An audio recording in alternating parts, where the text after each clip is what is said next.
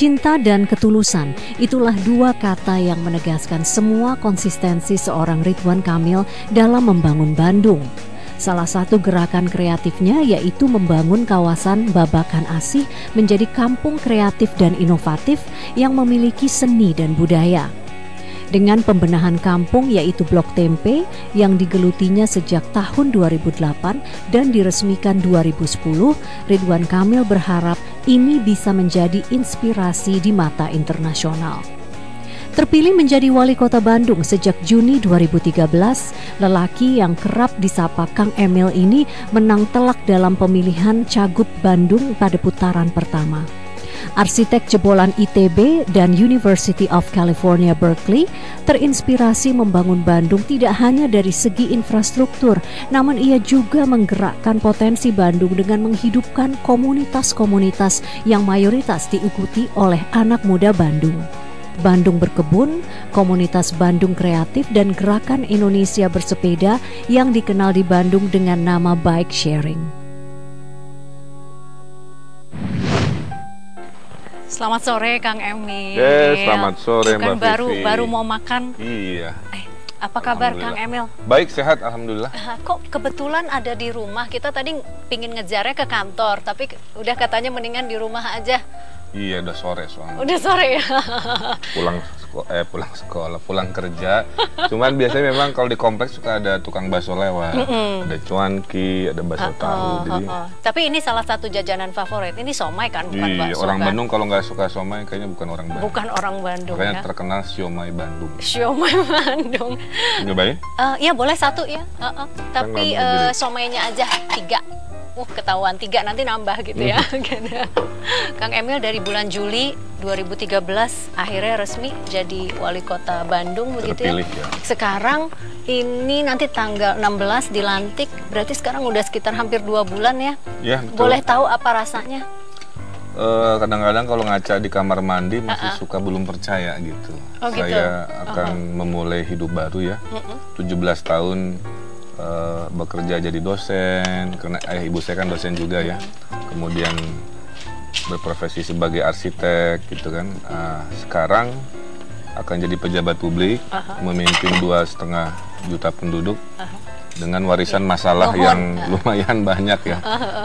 Masalahnya banyak, birokrasinya juga perlu reformasi dan lain sebagainya. Saya kira mungkin babak baru hidup saya.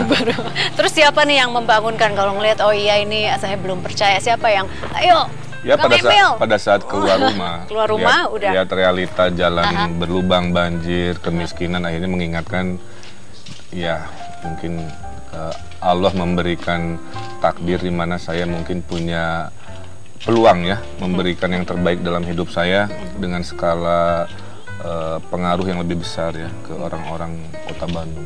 Tapi dulu ya waktu itu kan kalau Kang Emil itu kan besar di Bandung ya, dari SD, SMP, lahir sampai kuliah pun di Bandung begitu. Betul. Di ITB. Nah, pernah tidak dalam perjalanan begitu terpikir gitu ya, kayaknya saya nanti mau jadi pejabat publik deh atau wali kota gitu. Pernah tidak dalam perjalanan itu kalau diingat-ingat?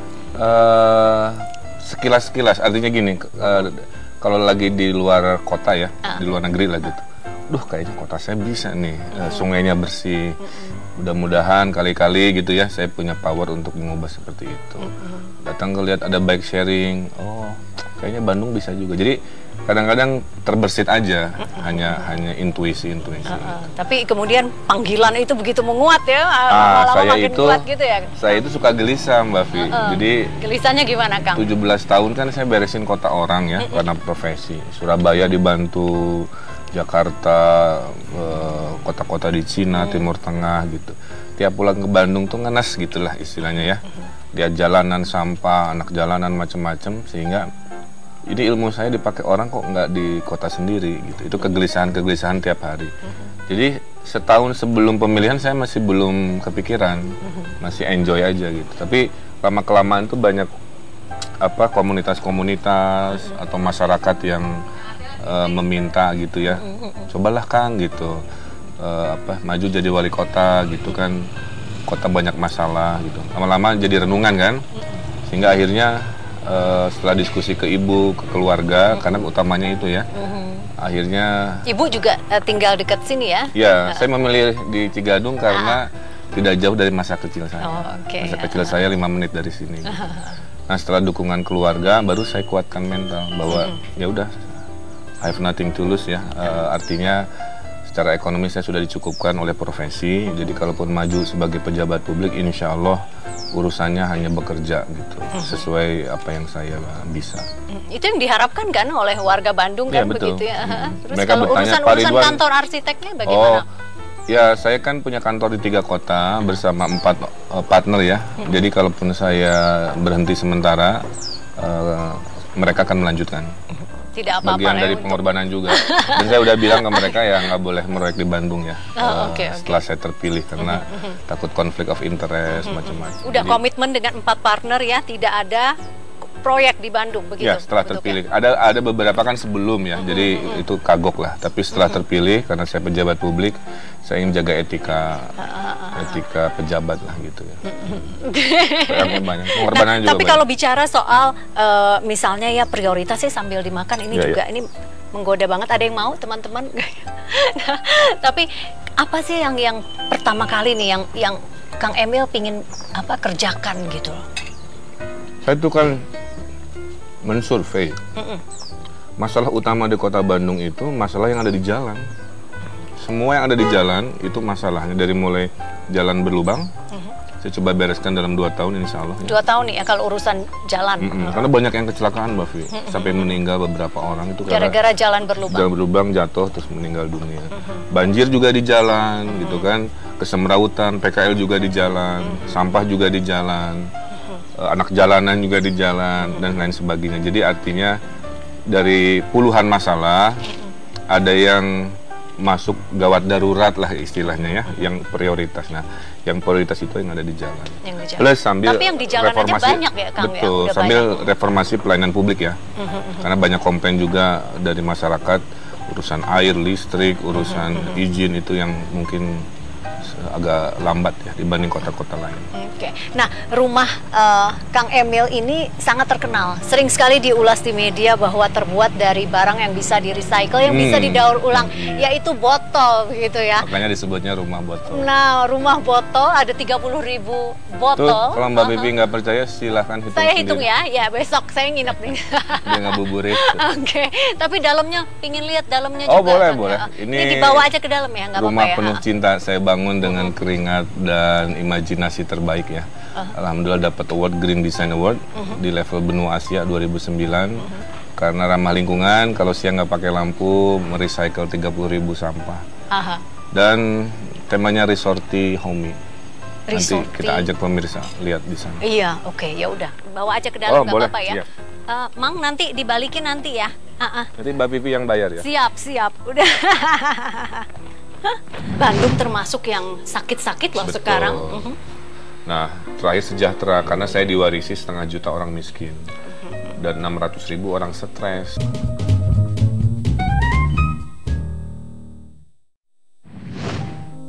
Saya menghabiskan waktu berbincang bersama Kang Emil di dalam rumah botol kebanggaannya. Ide rumah botol ala Kang Emil adalah salah satu contoh rumah yang ramah lingkungan. Dengan penerapan konsep reuse and recycle, rumah yang terdiri dari 30.000 botol kaca ini merupakan rumah yang hemat listrik karena di siang hari rumah ini tidak memerlukan cahaya penerangan. Selain itu juga tidak diperlukan mesin pendingin karena udara khas Bandung yang sejuk masih bisa dirasakan di dalam rumah ini.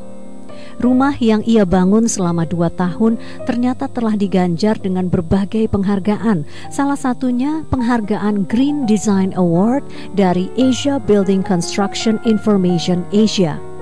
Rancangannya ini telah menyingkirkan rumah-rumah future art lainnya dari berbagai negara. Sayangnya, setelah resmi dilantik sebagai wali kota Bandung, Kang Emil dan keluarga akan meninggalkan rumah ini untuk pindah ke rumah dinas yang biasa disebut pendopo.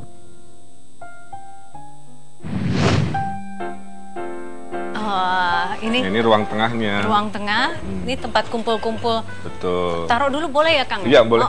Taruh sini. Berarti ini tempat nonton TV-nya di sini, Kang? Iya, ini ruang keluarga dan open. Jadi angin semilir lewat, ruang tengahnya di sana. Banyak sekali ya, pokoknya ya nggak mungkin panas lah ya. Iya. Teorinya panas. Sederhana, makin banyak bukaan, angin kan makin lewatnya makin ada pilihan.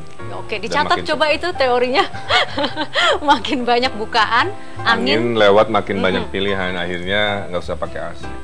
Jadi kalau di Bandung ada rumah pakai AC pasti salah desain. Itu salah desain ya. Banyak sekali kan, Kang? Iya, harusnya bukaan aja kayak zaman Belanda dulu ya. Silingnya ditinggikan, langit-langit, bukaan dibanyakin, pasti ada.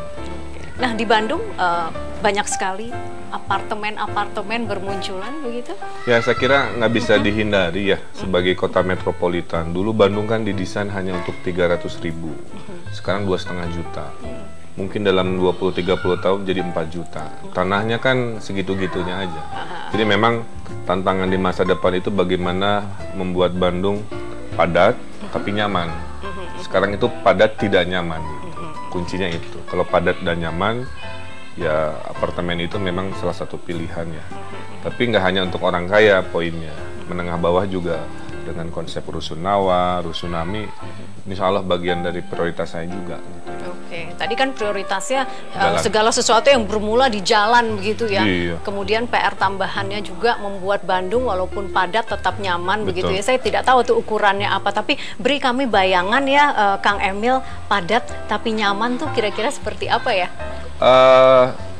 Kalau kita ke kota gede misalkan ya di Jogja, itu kan konsepnya kampung, tapi kan bersih, resik, nyaman gitu. Tapi kalau nyaman dalam skala tinggi ya mungkin kalau apartemen di Jakarta gitu ya, ada Taman Rasuna, ada kompleks apartemen lain misalkan, ya seperti itulah. Hanya harus adil, itu poinnya, bahwa ini bisa buat menengah atas, ada area juga rusun yang nyaman juga gitu. Saya kira kalau itu menjadi arah ya dalam membangun Bandung, dia bisa merespon tantangan zaman ya. Maka waktu kampanye kemarin kan saya 3 ya, unggul, nyaman, sejahtera. Kenapa unggul? Karena orang Bandung pintar-pintar. Secara SDM kita tuh banyak yang global kompeten gitu. Nah saya agak pede nih kalau saya rangkul. Iya nggak apa-apa pede, harus pede. Iya. Si orang-orang pintar ini kan bisa jadi partner saya. Selama ini komunikasi agak kurang. Sekarang saya ingin jadi wali kota yang merangkul orang-orang cerdas, pintar, peduli. Nyaman tadi ya, masalah di jalan. Karena jalan itu ibarat urat nadi. Jadi kalau aliran darahnya macet kan sakit-sakit tuh semua badannya. Dan Bandung termasuk yang sakit-sakit loh. Betul. Sekarang. Nah, terakhir sejahtera karena saya diwarisi 500 juta orang miskin dan 600.000 orang stres gitu. Jadi itu angka dari mana tuh 600.000 orang stres? Dari Rumah Sakit Hasan Sadikin. Jadi menurut Asosiasi Psikiater diduga ada 600.000 yang kombinasi dari tekanan ekonomi bertemu dengan kesemerawutan kota gitu. Jadi sudah secara ekonomi ada masalah, pas berkegiatan juga kotanya bikin stres karena kelihatan orang Bandung rada-rada pemarah sekarang. Jadi ciri kota stres itu melahirkan orang-orang pemarah. Nah, makanya saya ingin melahirkan kebahagiaan yang simple. Banyakin festival, bikin layar tancap di tiap RW gitu kan. Bikin ngeband anak-anak Taruna Karya, punya gagasan tiap RW membeli tanah buat taman bermain yang sudah saya lakukan di gitu. Blok Tempe, sepeda sewa kemana-mana. Jadi impian-impian kecil saya kerjakan sambil yang basic infrastruktur juga saya harus perbaiki. Kombinasi itulah dalam visi saya. Tapi dalam ini kan semua visi Kang Emil, saya yakin yang membuat warga Bandung memilih Kang Emil menang 45% lebih. 45,4. 45,4, ada 4-nya gitu ya, ada 4-nya. Bagaimana istilahnya merangkul teman-teman yang berada di bawah Kang Emil nih begitu, yang memang struktur di wali kota begitu. Ya, jadi saya ingin membangun Bandung bersama warga tadi ya. Jadi merangkul warga dengan himpunan, kelompok, komunitas gitu kan. Ormas-ormas juga. Kedua, mereformasi pelayanan publik. Ya, jadi urusan-urusan sekarang akan saya banyak online kan. Orang bisa lapor motret masalah, langsung lapor ke internet, nanti saya wajibkan yang di bawah merespon dalam hitungan hari, nanti saya bisa cek dan seterusnya. Jadi tidak ada lagi hal-hal yang tidak transparan yang menyebabkan biasanya terjadi peluang ya, terjadinya pelanggaran, peluang terjadinya hal-hal yang tidak diinginkan. Sambil tetap saya motivasi, bahwa ini zaman baru gitu. Mau ikut saya, hayu dengan kecepatan tinggi. Kalau tidak ya saya harus ganti. Jadi saya sudah akan disampaikan tawarkan. ke kawan-kawan di wali kota. Terus mereka responnya apa? Responnya ya mungkin tidak ada yang abadi ya, kecuali perubahan gitu. Jadi kalau mau berubah, hayu gitu. Kalau enggak ya saya tinggal. Jadi sejauh ini sudah ada yang saya ada pengalaman tinggalkan? sedikit di Surabaya, punya sedikit pengalaman di situ. Melihat juga, belajar dari Pak Jokowi, Ahok juga mungkin jadi referensi, karena masalah di Jakarta mirip-mirip kan, pada dasarnya kan urban to urban lah. Bedanya di Jakarta mungkin 9-10 juta orang, saya 2,5 juta, tapi problemnya sama urusannya di jalan, urusan kekumuhan, urusan PKL dan seterusnya. Jadi tapi Kang Emil tadi belajar. Saya tanya, sudah ada yang ditinggalkan aparatnya begitu karena tidak mau ikut? Oh, karena belum dilantik, itu hanya pesan moral saja, menyemangati bahwa nanti setelah dilantik gitu. Ini cara baru. Oke, ini cara baru. Oke. Nah, bicara soal salah satunya yang mungkin ada di Surabaya juga ya, kebun binatang nih. Apa kabar ya kebun binatang Bandung? Apa konsep Kang Emil untuk membenahi kebun binatang Bandung? Karena sekarang informasi yang kami dapat itu ada perselisihan antara dua yayasan yang mengelola. Ya, jadi Bandung itu kan kota yang didirikan oleh Belanda ya. Setelah Belanda pergi, itu asetnya banyak sekali. Jadi pada saat Belanda pergi itu, serah terima kepemilikan itu sering tidak seragam gitu. Nah, yang kebun binatang mewakili itu. Jadi seringkali banyak perselisihan. Jadi setelah saya dilantik, nanti saya akan list seberapa banyak sebenarnya aset kota ini. Dan menurut informasi banyak sekali. Hanya katanya berpindah ke sini, bertukar ke sana, dan seterusnya. Nah, kebun binatang itu masuk dalam konstelasi permasalahan ini. Tapi mimpinya sama ya, kebun binatang harus tetap di kota Bandung karena saya suka kebun binatang. Cuman yang sekarang memang tidak terurus ya, mewakili wajah Indonesia secara umum juga tidak berperi ke binatang. Kasihan. Oke, Kang, apalagi yang bisa kita lihat ya di rumah ini ya? Nah, di sini ada ruang tengah ya, tempat kita bercengkrama bersama keluarga, ada amphitheater juga, ada kolam renang juga. Oh, oke. Pokoknya memang ini jadi home sweet home-nya saya setelah lelah bekerja seharian. Iya, tapi kan nanti setelah dilantik akan pindah rumah? Ya, rencananya ke rumah dinas di alun-alun ya, di mana jarak dari rumah dinas ke balai kota tempat kerja juga tidak terlalu jauh. Jadi tetap komit baik to work-nya saya lanjutkan. Saya akan launching Jumat bersepeda. Jadi setiap hari Jumat sama-sama sepedaan begitu sepedahan dengan seluruh aparat PNS dan harapannya diikuti seluruh warga Bandung. Oh, oke. Kalau kejadian kayaknya luar biasa. Luar biasa hari Jumat ya. Jumat. Polusi berkurang deh begitu. Oh, ini kolam renangnya ya. Ini kolam renang, ini taman. Saya membeli 2 RTH 2 kali 100 meter dari uang CSR perusahaan orang. Oke. Nah, kalau sebelum jadi wali kota saya bisa beli 2 lahan, kan setelah jadi wali kota saya bisa motivasi nih. Dan lahan itu nanti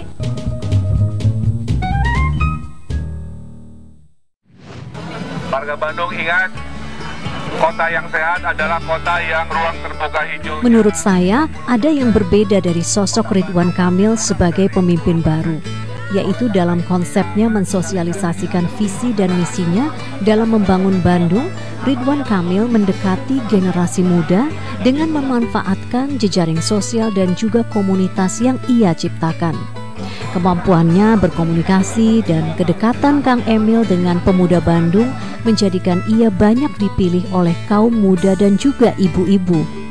Tidak hanya itu, duet Ridwan Kamil dan Odet MD di kursi birokrat ternyata mampu menyisihkan 7 calon wali kota lainnya dengan perolehan suara 45,4%. Mayoritas yang memilih Kang Emil adalah ibu-ibu dan anak muda. Ya, hasil surveinya begitu ternyata. Jadi kalau yang bapak-bapak terbelah ke sana sini, tapi yang solid. Bapak-bapak terbelah-belah ya. Anak muda karena kalau anak muda karena saya rootsnya datang kan dari pergerakan komunitas ya. Saya mimpin komunitas beberapa dan aktif gitu. Nah kalau ibu-ibunya? Ibu-ibu mungkin faktor saya lelaki muda kali ya. Kalau dan saya baru tahu kalau saya waktu kampanye itu yang paling ceriwis, centil gitu ya itu ibu-ibu. Oh, kekuatan ibu-ibu luar biasa. Jawil-jawil ini. Boleh dijawil-jawil. Ya kadang-kadang lucu-lucuannya lah. Gitu. Oh gitu ya. Nah ketiganya sosial media. Jadi salah satu hikmahnya ya bahwa the power of social media itu luar biasa. Dengan mudah saya mengkampanyekan pesan, dengan mudah YouTube saya menjadi saluran melihat. Kan dulu kalau visi-visi kan orang diomongin, boring kan. Ini teman-teman komunitas itu dia bikin kayak sketsanya, terus di videoin, jadi powerful. Mereka yang bergerak ya. Jadi ada revolusi cara menyampaikan pesan. Pesannya sih sama ya tentang hal ini hal itu, tapi caranya itu yang akhirnya menarik lah orang untuk baca, nggak membosankan. Jadi politik dibikin fun kira-kira begitu. Saya ada ribuan relawan, anak muda nggak dibayar, mereka gerak karena kesel juga ya, seperti saya terhadap kota Bandung. Akhirnya banyak yang saya tidak tahu juga, mereka gerak dengan caranya sendiri. Oke, kalau Kang Emil kesal dan Kang Emil, gerakan Kang Emil mewakili kekesalan sebagian besar warga muda di Bandung, kekesalan secara spesifiknya apa ya Kang? Artinya kota ini sejarahnya ya, itu kota internasional, ibu kota Asia Afrika, menurut Nehru kan begitu. Tapi tidak tercermin sekarang, martabatnya hilang ya.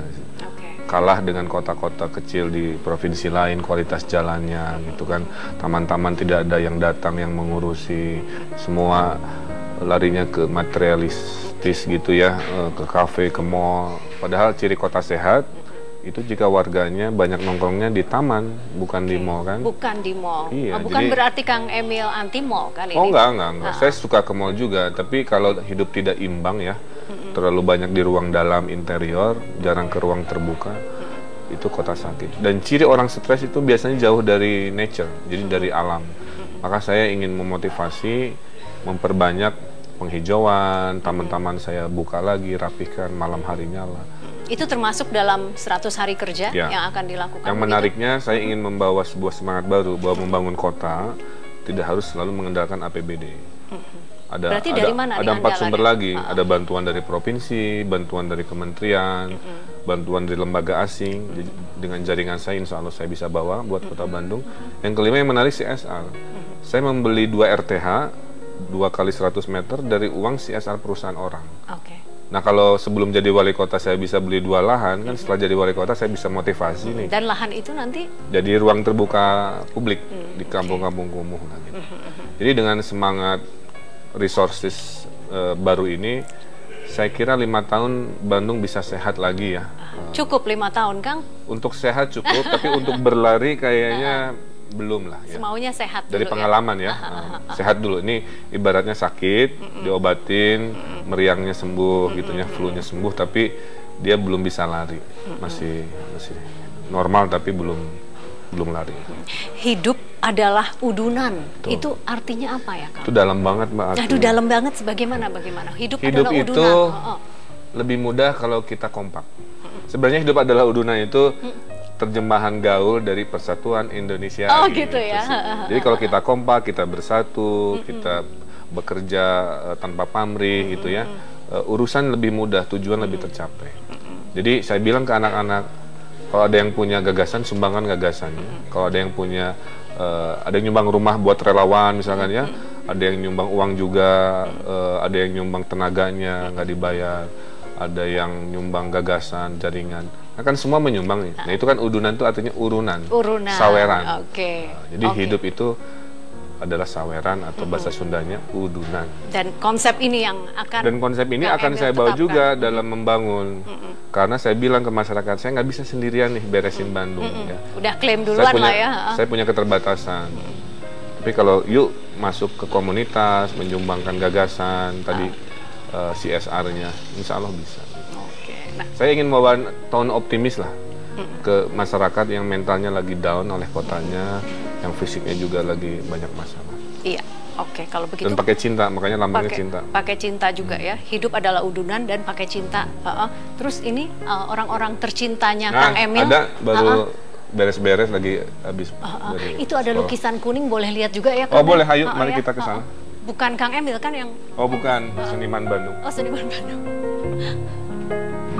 Jadi saya memasak apapun, yang dia tanya adalah telur mata sapi. Akhirnya saya sempat pundung, istilahnya kalau pundung ngambek ya, gitu. Saya sempat gitu.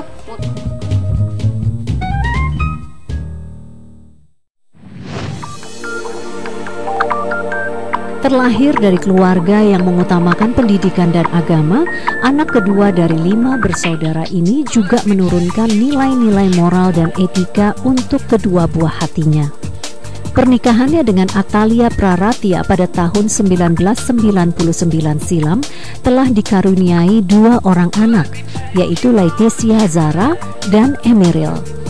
Lelaki kelahiran 4 Oktober 1971 ini kini bukan hanya seorang arsitek, ia juga aktivis sosial, dosen, dan pada 16 September 2013 telah resmi dilantik menjadi wali kota Bandung. Meski kesibukannya sangat ketat, Ridwan Kamil selalu meluangkan waktu untuk keluarga dan menemani anak-anaknya bermain atau belajar. Telia, tanggal 16 September udah akan dilantik Kang Emilnya. Iya, apa saja yang sudah disiap-siapkan? Sebetulnya persiapannya lebih ke jahit baju mungkin ya. Sama paling doa sih sebetulnya. Menurut saya itu paling penting. Iya, apa doanya? Doa seorang istri apa untuk suaminya nih? Saya mohon diberikan kekuatan, kesabaran ya. Termasuk karena ini PR-nya sangat banyak gitu, dan ya. Jadi saya rasa itu yang paling penting lah, termasuk juga kesehatan, karena ternyata luar biasa kesibukan itu, sampai kadang-kadang saya juga kehilangan suami di malam hari, baru datang setelah midnight gitu ya.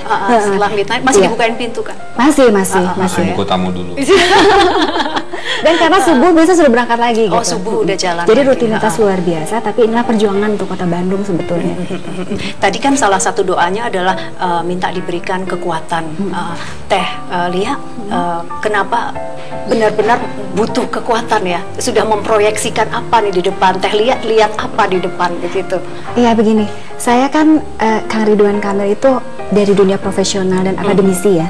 Saya melihatnya mungkin ada sesuatu yang lain. Saya kebetulan dulu juga jurusan politik, jadi sedikit banyak inilah ya, mengamati gitu keadaan politik saat ini gitu. Dan nampaknya itu yang tadinya saya hindari, dan suami saya ternyata terjun ke dalamnya.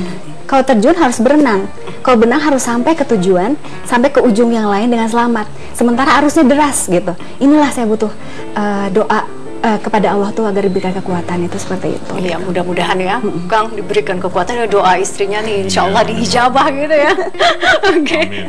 Nah kalau bilang tadi aduh udah ketemu suami itu after midnight, tapi subuh juga udah harus direlakan begitu ya. Nah berarti sarapannya kapan dong Kang? Katanya biasanya Teh Lia yang buatkan sarapan. Iya betul. Jadi gini, kalau itu kadang-kadang aja sih sebetulnya. Biasanya ada jadwal-jadwal tertentu yang mengharuskan pergi di subuh hari, apakah untuk siaran, apakah untuk berkunjung ke masjid-masjid dan lain sebagainya. Tapi kalau ada waktu di rumah, saya upayakan menyiapkan sarapan gitu. Apa sarapan favoritnya? Nah, sarapan favoritnya ternyata nggak repot. Kang Emil ini favoritnya adalah telur mata sapi. Jadi apapun harus ada telur mata sapi. Nasi goreng ada telur mata sapi. Bikin bubur pun teh mana telurnya gitu ya. Terus kemudian termasuk favoritnya adalah tahu. Tahunya digoreng. Tahunya digoreng biasa aja, itu sudah cukup membahagiakannya gitu. Jadi saya juga sempat begini dulu waktu di luar negeri pun sama. Jadi saya memasak apapun, yang dia tanya adalah telur mata sapi. Akhirnya saya sempat pundung, istilahnya kalau pundung ngambek gitu. Saya sempat gitu. Ya karena saya kan memikirkan nih setiap hari tuh menunya apa untuk disediakan untuk suami sendiri gitu ya. Tapi ketika saya siapkan, saya selalu 3 macam minimal begitu. Kemudian tiba-tiba kita udah capek-capek mikir, bilangnya, teh mana telur mata sapi gitu. Udah masak capek-capek mikirkan menu, yang dicari tetap telur mata sapi. Akhirnya saya bilang besok nggak mau masak, saya bilang telur mata sapi aja. Mungkin itu ya dari masa kecilnya ya, Kang Emil tuh dulu katanya dari kecil kalau makan telur dibagi bertujuh, satu telur dibagi bertujuh, bagaimana cerita? Telur dadar dibagi bertujuh. Ingat cerita itu tidak? Power of egg. The power of egg. Itu dibagi-bagi biar semua kebagian begitu. Ya ibu saya keluarga sederhana lah ya, anaknya 5 banyak gitu. Jadi kalau makan ya segala sesuatu ya dibagi di meja untuk 7 individu lah kira seperti itu. Ada ayam sekecil ini bagi 7, ada telur dadar dibikin itu bagi 7, ya menyesuaikan. Jadi tapi mungkin itu ya karena cinta ya. Jadi walaupun sedikit ya nikmat kenyang aja. Nah, ke bawah tuh dari kecil senang telur sampai sekarang kemana? Sekarang boleh minta tambah lah ya, ceploknya ya minta tambah. Sekarang boleh 2. Nah, tapi kalau Teh Lia sama Kang Emil ini kan ketemunya di mana ya? Karena Kang Emil di ITB, kemudian Teh Lia di Unpad dan Unpar gitu ya? Dulu sebelum menikah ya? Iya dong. Jadi sebetulnya gini, itulah yang namanya jodoh itu nggak lari kemana lah gitu ya. Jadi memang kita tidak pernah sepermainan, meskipun SMP-nya sama, SMA-nya juga tetanggaan gitu ya. Tapi karena Kang Ridwan ini sebetulnya jadi kakak angkatan, jadi kita tidak pernah bertemu. Nah itu kita ketemunya malahan di satu acara ya, waktu itu di gedung gitu ya. Jadi ini cerita bagaimana jodoh itu sudah ada garisnya. Tapi kok ngomongnya berat sih? Aduh, udah gini nih ya. Berat nih, kenapa? Gimana Kang ceritanya? Di sebuah acara gitu kan, udah beres nih acaranya, saya mau pulang, sudah di pintu gerbang, kebelet pipis, saya balik lagi kan ke dalam gedungnya. Setelah keluar dari toilet, mau ke gerbang lagi, lewatlah ada gadis cantik gitu, yang love at the first sight gitu kan. Langsung gitu ya, slow motion nih ceritanya ya. Keluar jurus yang saya kuasai. Ingat jurusnya apa waktu itu? Ujungnya minta nomor telepon. Tapi pakai selamat malam dulu, mau kemana? Akhirnya singkat cerita gara-gara bertemu itu cocok dan ternyata saingannya banyak, jadi buru-buru lah melamar saya. Ada berapa saingannya, kok yakin banget saingannya lebih banyak? Lebih dari 30 jejaka. Tahu dari mana itu datanya 30 jejaka?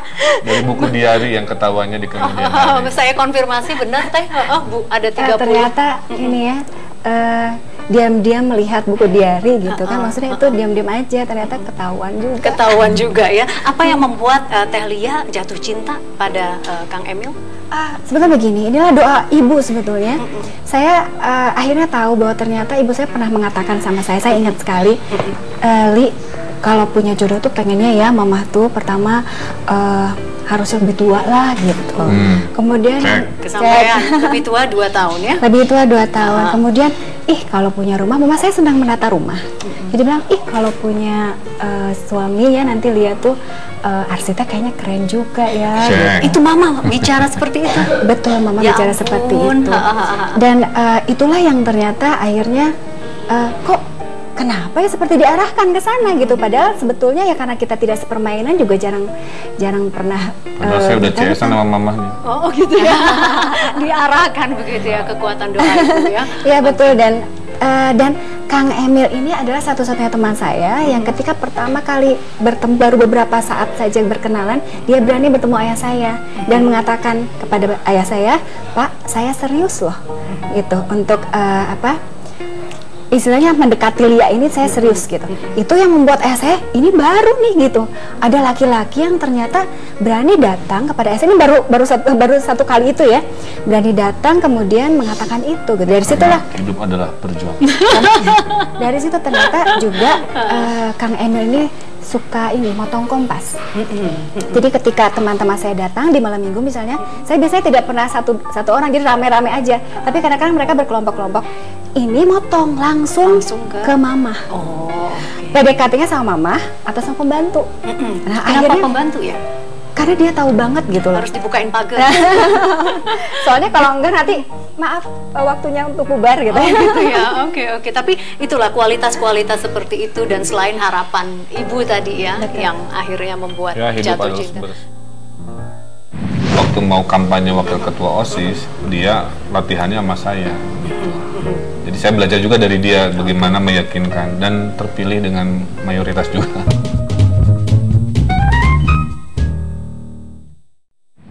Teh Lia, kalau Kang Emil itu ayah yang seperti apa ya? Untuk dua anak ini ada Eril dan Zahra ya? Pertama gini, karena AML itu sangat mengedepankan anak itu agar mandiri. Itu yang saya juga dari dulu, dari semenjak mereka kecil, karena ayahnya mendidiknya seperti itu, jadi mereka sekarang alhamdulillah mereka mandiri. Dan yang kedua, mereka terus gaul. AML selalu bilang bahwa pendidikan saja tidak cukup, bahwa kemudian mereka harus bergaul, harus bersosialisasi, itu akan membuka masa depan mereka nanti gitu loh. Ya kan, karena Kang Emil juga dulu Badung nih, banyak temennya. Ya, saudetnya banyak. Ya, jadi selain prestasi juga tetap harus punya networking yang luas. Oleh karena sekarang begitu, anak saya juga jadinya gaul banget gitu, gaul banget dalam arti harus sekolahnya dapat positif. Awardnya apa tuh, penghargaannya apa, Kang? Siswa yang paling disukai oleh teman-temannya. Luar biasa. Karena supel. Oke. Ada ya penghargaan seperti itu ya? Sekolahnya ngasih penghargaan unik-unik ya. Tidak hanya urusan akademik. Nah, Eril, anak pertama ini umur 14 tahun. 14 tahun. Sekolah di mana sekarang? Di Darul Hikam. Darul Hikam. Dia juga punya cita-cita, katanya kalau ditanya besar mau jadi apa, Kang Emil seperti ayah, tapi juga menjadi wali kota. Tapi wali kota mana teh? Wali kota New York katanya. Dia biasanya udah aktif juga. Jadi tanpa saya suruh dia aktif berorganisasi. Sekarang dia wakil ketua OSIS. Dan menariknya, waktu mau kampanye wakil ketua OSIS, dia latihannya sama saya. Gitu. Jadi saya belajar juga dari dia bagaimana meyakinkan dan terpilih dengan mayoritas juga. Oke, alhamdulillah. Tapi apa pelajaran apa yang paling berharga yang Teh Lia dan Kang Emil justru dapat dari anak-anak nih? Gitu. Saya kira kalau dari anak-anak, saya ingin melihat hidup itu dibikin fun ya. Karena dengan melihat anak-anak juga, saya melihat masa depan Bandung ini harus diselamatkan. Oke lah, di zaman bapaknya susah ya, tapi minimal nanti mereka gede, saya akan kerja keras supaya mereka nggak sesusah orang tuanya, dalam artian mau main di jalan, kemana-mana macet gitu kan, taman-taman tidak terakses. Saya kira dalam 3 tahun, anak-anak Bandung bisa jauh. 3 tahun ya, Kang ya? Ya. 3 Teorinya dari pengalaman, biasanya tahun pertama beres-beres, tahun kedua agak lumayan, tahun ketiga mulai sehat. Iya. Tapi tadi Kang Emil bilang 5 tahun menyembuhkan dulu, menyehatkan. Tapi kalau mau lari berarti butuh 5 tahun lagi begitu ya, Kang ya? Berarti mungkin kita lihat periode-periode yang kedua ya, Kang? Ya, minimal 5 tahun ini mengembalikan dasar-dasar berkota yang benar lah. Oke, dasar-dasar berkota yang benar, aduh, yang sudah sangat hilang dari kehidupan sebagian besar warga ibu kota. Nah, Kang Emil ini merantau tahun 97 sampai 2003 ya, udah sekitar 6 tahun.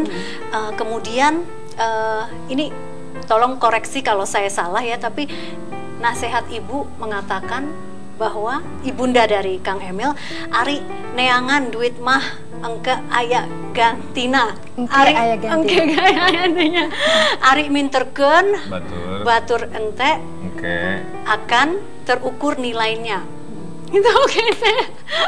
Itu katanya. Tapi poinnya adalah kalau kita merantau ke negeri orang, itu jangan hanya urusan mencari uang, gitu, tapi urusan mencari ilmu, di mana ilmunya nanti dikembalikan ke masyarakat. Dan nasihat ibu ini yang akhirnya memutuskan, yang membuat Kang Emil dan Teh Lia memutuskan untuk pulang kembali ke Indonesia. Saya kira sebagai orang Indonesia ya, kita lahir di negara yang masih berkembang, negara yang belum selesai, negara yang banyak masalah. Jadi setiap di luar negeri selalu ada kerinduan. Oh, di kota lain bisa begini. Mudah-mudahan suatu saat kota saya sendiri bisa begitu. Nah, ini terakumulasi kerinduan ini ke dalam sebuah kegiatan, dalam sebuah pencapaian. Pada saat sekarang ada kesempatan ya, dulu yang diimpi-impikan saya coba wujudkan gitu kan. Sehingga ilmu 6 tahun di luar sesuai pesan ibu itu akan saya transferkan ke masyarakat. Bagaimana caranya memilah sampah ya, organik anorganik, bagaimana ilmu kita bersepeda aja jika memungkinkan gitu kan, kita bikin komunitas, kepedulian dan seterusnya. Jadi traveling bagi saya itu investasi, Mbak Lufi ya. Jadi dengan traveling kita melihat peradaban lain sudah jauh melompat, berlari, sementara kita mungkin masih tertatih-tatih. dan ini semangat saya. Jadi saya ingin menyempurnakan Indonesia melalui sebuah rumah yang namanya Bandung. Oke, sebuah rumah yang namanya Bandung. Karena berarti harus nyaman dong, harus nyaman. Kang Teh ya. Tempat saya lahir, tempat saya meminum air tanahnya, tempat saya belajar, tempat saya mendapat jodoh, tempat saya berkarya gitu. Jadi harus dimulai dari rumah sendiri. Kembali dan pakai cinta, jangan lupa. Oh iya, tadi plus sebagainya. Kembali ke rumah ya, setelah merantau, setelah bergelut di dunia profesional, saya yakin dunia profesional yang Anda bukan ditinggalkan ya, tapi sudah ada yang ngurus ya kantornya ya, Ada, Kang ya. ya. Siap dengan perjalanan baru begitu sebagai wali kota dan ibu wali kota Bandung begitu ya, 5 tahun ke depan ya. Teh Lia, Kang Emil, terima kasih. Sama-sama, telah Mbak Vivi. mengundang tim Sudut Pandang ke rumah yang asri sekali. Tadi mau ketemu Zahra, masih bisa ya? Bisa, nanti kita ya? antar ke Oh, kamar. oke, baik. Oh, ke kamarnya langsung ya, private. Oke. Ya.